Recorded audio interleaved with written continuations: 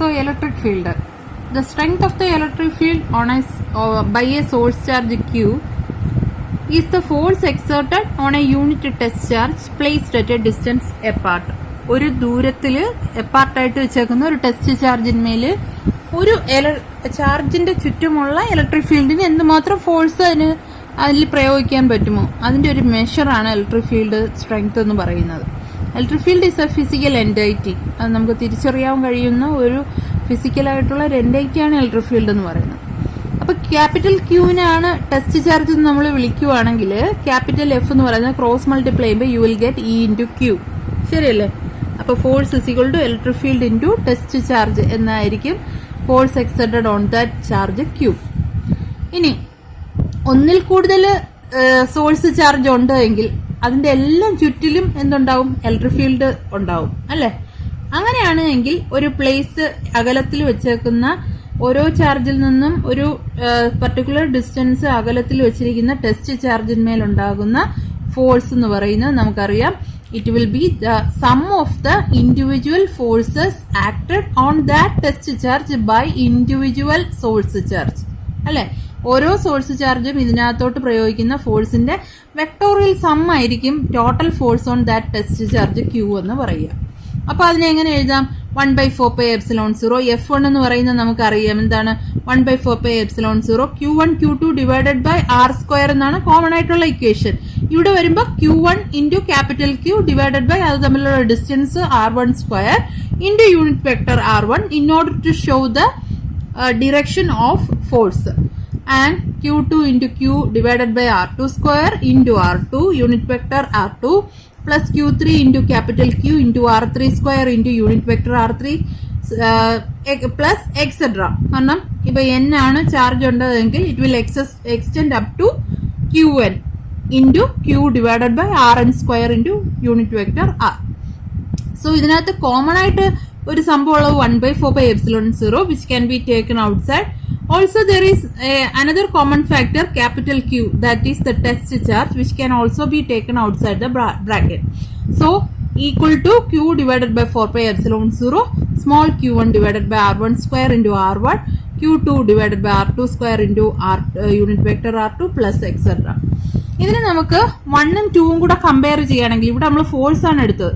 ഇനി നമ്മൾ electric field അറിയാൻ വേണ്ടി ഫോഴ്സിനെ ക്യൂ കൊണ്ട് ക്യാപിറ്റൽ ക്യൂ കൊണ്ട് ഡിവൈഡ് ചെയ്താൽ മതി. സോ ഇവിടെ എന്താ ഉള്ളത്? എഫ് ആണുള്ളത്.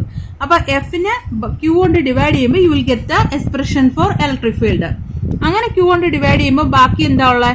E of R is equal to 1/4πε0. ഇതിനെല്ലാം കൂടെ സമ്മേഷൻ ആയിട്ട് എഴുതുകയാണെങ്കിൽ സമ്മേഷൻ ഒരു റണ്ണിംഗ് ഫാക്ടർ ഐ കൊടുക്കുക. I extend from 1 to n. I is running from 1 to n. അങ്ങനെയാണെങ്കിൽ 1 എന്നുള്ള സ്ഥാനത്ത് നമ്മൾ എന്തെന്ന് കൊടുത്താൽ മതി? QI divided by RI² into RI. I 1 ആവുമ്പോൾ ഇതെല്ലാം 1 ആവും. I 2 ആവുമ്പോൾ Q2 divided by R2² into R2 unit vector R2 etcetera എന്ന് കിട്ടും.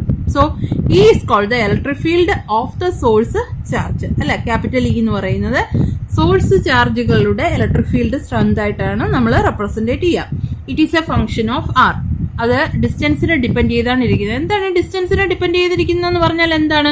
ഒരു ചാർജിന്റെ അടുത്തേക്ക് വരുംതോറും അതിന്റെ ഇലക്ട്രിക് ഫീൽഡിന്റെ സ്ട്രെങ്ത് കൂടിക്കൊണ്ടിരിക്കും. So it is a measure of distance. ദൂരെ ഇരിക്കുന്ന ഒരു ടെസ്റ്റ് ചാർജിന്മേൽ ഉണ്ടാവുന്ന ഫോഴ്സ് അല്ല ആ ചാർജിന്റെ സോഴ്സ് ചാർജിന്റെ അടുത്തേക്ക് വരുമ്പോൾ ഉണ്ടാവുന്നത്. റിപ്പൽഷൻ ആണെങ്കിൽ it will be strong, attraction ആണെങ്കിൽ it will be strong. So it is a function of R. It is a gradient function എന്ന് നമുക്ക് പറയാം. ഓക്കെ, ഇനി ഈയുടെ എന്തൊക്കെയാണ് ഈ ഇലക്ട്രിക് ഫീൽഡ് സ്ട്രെങ്ത്തിൽ നമുക്ക് കാണാൻ കഴിയുന്ന ഒരു കാര്യം? Is there any capital Q in this expression? Test ചാർജിനെ പറ്റി എന്തെങ്കിലും ഇലക്ട്രിക് ഫീൽഡ് സ്ട്രെങ്ത്തിനകത്ത് പറയുന്നുണ്ടോ? ഇല്ല. So it is independent of test charge. എത്ര ചാർജ് നമ്മൾ ആ ഇലക്ട്രിക് ഫീൽഡിൽ വെക്കുന്നു എന്നുള്ളതിന് ഇൻഡിപെൻഡന്റ് ആണ് ആ ഇലക്ട്രിക് ഫീൽഡ് സ്ട്രെങ്ത് എന്ന് പറയുന്നത്. Electric field strength only depend on the source charge and the distance between the source charge and test charge, and it is independent of what is the quantity of charge we kept on that electric field.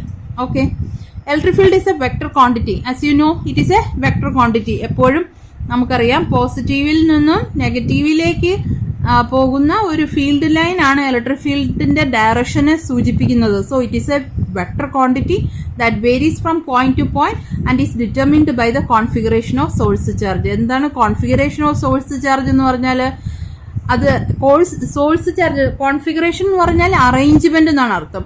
അതായത് ഈ source ചാർജുകൾ എവിടെയൊക്കെ place ചെയ്തിരിക്കുന്നു എന്നുള്ളതിനെ depend ചെയ്യുന്നതാണ് electric ഫീൽഡിന്റെ vector quantity depend ചെയ്യുന്ന factor എന്ന് പറയുന്നത്. So, hence an electric field can be interpreted as a real entity filling the space in the neighborhood of an electric charge. ഒരു electric charge in and around നമുക്ക് feel ചെയ്യുന്ന ഒരു real എൻറ്റൈറ്റിയാണ് electric field എന്ന് നമുക്ക് പറയാം.